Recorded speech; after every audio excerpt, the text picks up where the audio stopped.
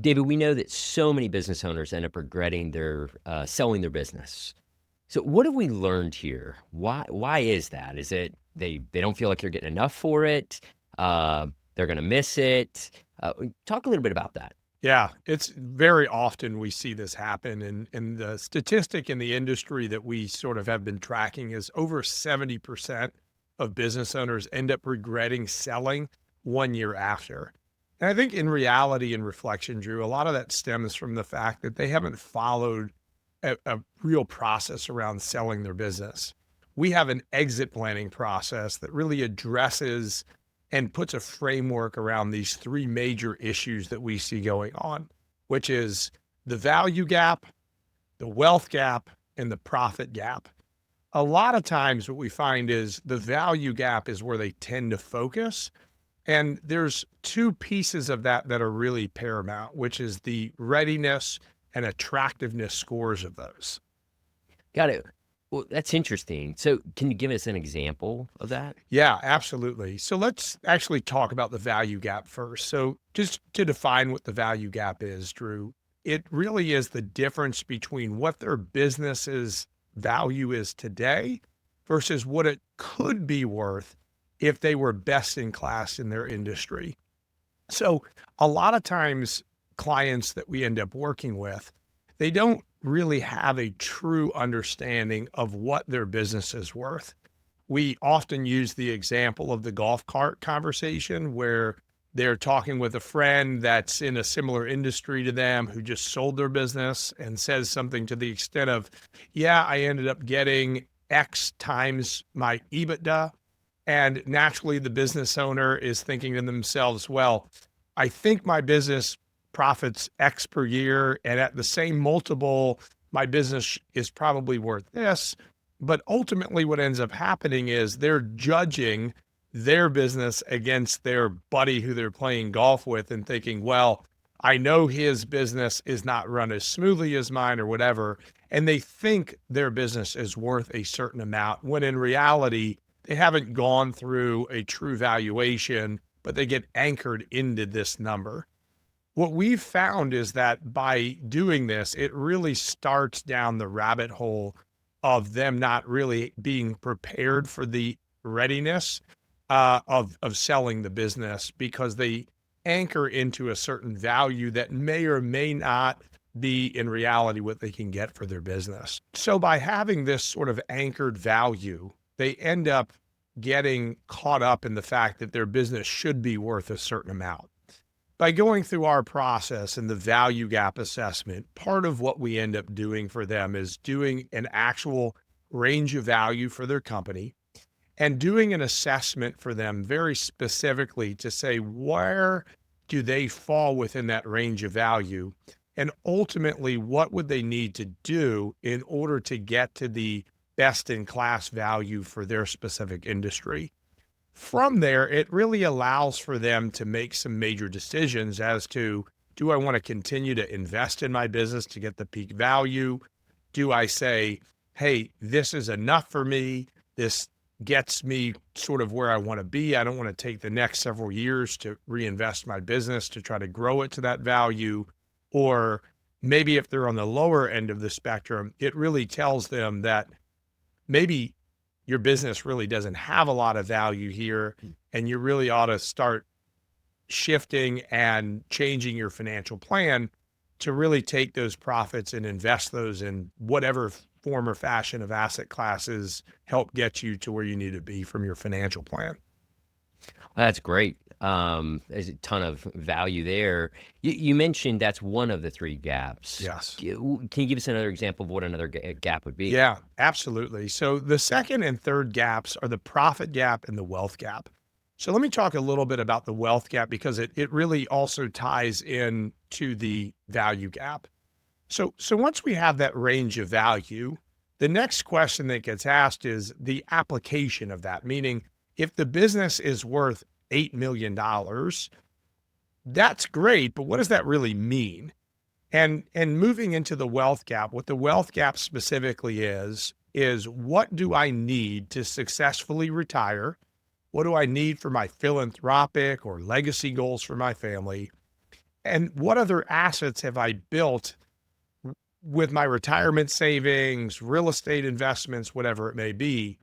And ultimately, based on the value of the business, is there a gap in place? So, specifically, if I need $12 million to retire and fulfill all of my legacy goals and giving goals, and I've only saved up $1 million in my retirement accounts and other real estate, well, then I need $11 million post tax from the sale of my business to ultimately step into retirement successfully. But if the business is only worth $8 million in that example, I have a gap. And so now what I can do with that information is say, well, how do I grow the business into that value? And that will ultimately give us some clarity and some confidence with what decisions to make and when ultimately then I can retire as well. Yeah, I mean, that's profound. I mean, I bet that opens a lot of eyes in when someone walks through that and what they really need to get out of their business. So what's the last gap? Give us an example of the last gap. Yeah. So the last gap, Drew, is the profit gap. So it really is more of a financial exercise that we look at with clients. When we look at their valuation, we take a step back and actually peel back the onion quite a bit more and look at their financials to look at what are their costs of goods sold? What are their operating expenses? What is the percentage of payroll to revenue? And a lot of these KPIs from a financial perspective, we marry with what businesses that have sold recently based on their industry, what those KPIs are for those businesses to identify where there could be some potential for financial improvements on their financial statements. So as an example, one of the things that we would look at is saying, okay, well, operating expenses for your industry generally run about 40%, and your operating expenses are 51%. So why would that be, right? Have you overinvested in your business? Are you paying too much for certain things? If we can perhaps give you that information, then you can work with your CFO, or oftentimes our clients don't have a CFO. They may want to bring in a fractional CFO to help get those financials more in place so that they align more with the best in class for their industry. So that ultimately, if we can drive a higher EBITDA for them just by lowering some of those costs, whether they be cost of goods sold or actual OpEx, they could ultimately get to that profit or EBITDA number with their multiple and ultimately maybe even get to that value gap by just focusing on their financial statements and those KPIs. So those are the three gaps. And oftentimes, really for a client, when we bring them through this methodology and an actual process, it allows for them to have really a look at their business in a much more concerted way so that they can really get a 360 view of all of these different things instead of just having the conversation with the buddy on the golf cart who just sold. They can actually have an analysis done on their business, have the information done for them to say, here's what my value is. Here's the range of value that I can expect. Do I want to make some decisions to invest back in the company or not? What do I ultimately need to get? Oftentimes, we've done these assessments for people and they thought their business was actually worth less than what it was. So it now affords them the opportunity to retire sooner if they want to. And then lastly, taking a look at the financials of their business to identify what would a buyer look at here and how would those numbers really affect that. And so it really gives them a lot of clarity and confidence with what decisions to then make going forward. Yeah, I mean, that is super impactful, it sounds like, and I know we've seen that a lot, and it really tries to shift folks from that 70% camp of regret to the 30% camp of really grateful and thankful that they went through that process and looking at the next season. So thanks for sharing that. Those are three great examples of walking clients through and how we help service the client in that. David, great examples. So today we have a client that walks in, they got referred to you, looking to possibly sell their business, heard about this process from someone else. Walk us through that. What does that sound like? What should they expect coming into instrumental wealth? Great question. A lot of times when we're talking to folks about our process and really the ultimate idea of selling their business, it's intimidating for you. You've spent 30, 40, 50 years.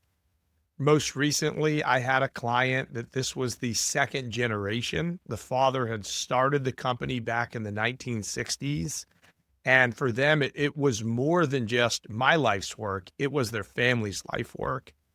And I had the conversation with them about ultimately being ready and what were the motivations behind that. And for them, ultimately, the landscape had changed.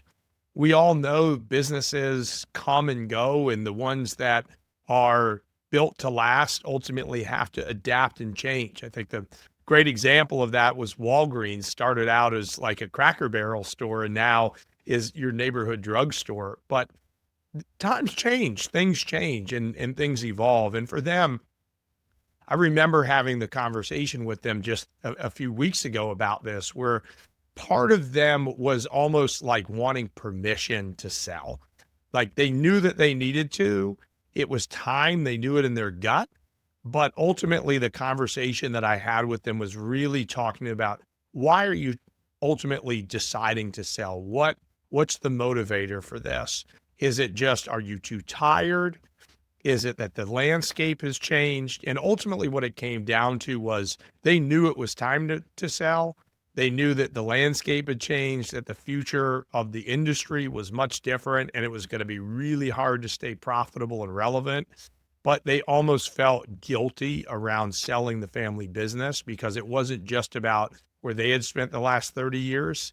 It was where their father had taken a tremendous amount of risk in the 70s and 60s to get the business started. And they felt like they were letting the family legacy down. And so that's an example of just a recent conversation. But I think ultimately, the thing that's true for everybody that goes through this process is selling your business is a really, really emotional decision. I know for a lot of the clients that we talk to about this in particular, it's their life's work. It's what they think about when they wake up in the middle of the night. It's the last thing they think about before they fall asleep. Oftentimes the thoughts about what's going on with the business and what the business could evolve into are often clouding the thoughts while they're having dinner with their family and trying to focus on what the kids are telling them or their spouse is telling them. They're thinking about the things that they want to do with the business. It's always on their mind. And so a lot of times the hard part for them when we talk about going through this exit planning process is the emotions of what's next? What am I really truly ready to move into this next phase or not? And ultimately, that's where we start those conversations. Yeah, that it sounds like an in-depth, intimate conversation, probably something that they haven't talked with anybody about before. Yeah, absolutely. A lot of times they feel like they also don't have anyone they can talk to about this. Another conversation I had recently with a client specifically around this topic around, am I ready to sell the company? His comment to me was, I feel like I've never been able to talk to anyone that truly understood what I was going through. A lot of times my wife is busy running the kids around and focused on the kids' activities and schoolwork. And even I can't have the conversation that I'm having with you with her, not because of any other reason other than she really is too busy. And so I can't get into this level of detail, even with my spouse. And so a lot of times these conversations are really very personal to a lot of clients because it isn't just a business, it's their life's work. Yeah, totally can see that in interactions we've had with clients. And do you feel like when they leave that first meeting, they've come in, they've understood value gap, profit gap, wealth gap, and we're talking through that. Do you feel they walk out more confident in starting to have that conversation? Totally. I think that the conversation around a lot of the thoughts and concerns and what we often use as the terminology of the pebble in the shoe, they've got a lot of those. These things have been sort of baking in their mind where they've never been able to articulate this. And then understanding our framework and our methodology around our process really takes a lot of those pebbles in the shoe, those thoughts that they're thinking, and puts a context around them so that they know and feel confident that if they follow our process and walk through those three different gaps, as well as the readiness and attractiveness assessments, that they'll get to a point to where they have the clarity and confidence with moving forward. That's fantastic. So if you're wondering, is my business ready to transition to the next buyers or owners? Is it attractive enough to run at the higher end of that range of the value gap? We have an assessment, an exit readiness assessment for you to take. We'd love to have you go through that and reach out to us if you have questions or want to have a deeper conversation around this topic.